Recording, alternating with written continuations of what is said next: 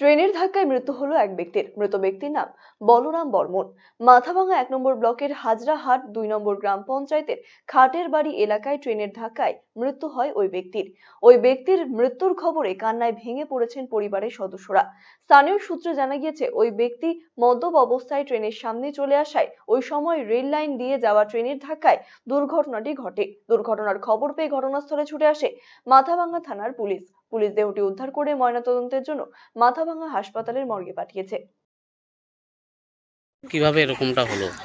মদ খেয়ে মরা শক্ত করছে করিয়ে যে মনে করো ওখানে মদ খেয়েছে, মদ খেয়ে ওই নিজের দেশে মারা গেছে। ট্রেনের মধ্যে ঠিক হয়েছে। আচ্ছা, একটু আগে যে ট্রেনটা গেল, হ্যাঁ হ্যাঁ হ্যাঁ, ওই ট্রেনেই মারা গেল।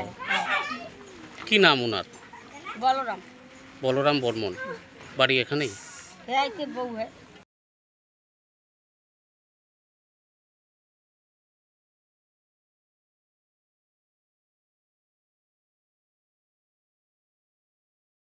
বহু আকাঙ্ক্ষিত চিকিৎসক তথা পূর্ব ভারতের বিখ্যাত হার্ট স্পেশালিস্ট ডক্টর হেমন্ত কুমার গর্গ এখন প্রতি মঙ্গলবার বসছেন রায়গঞ্জের দিশারিতে।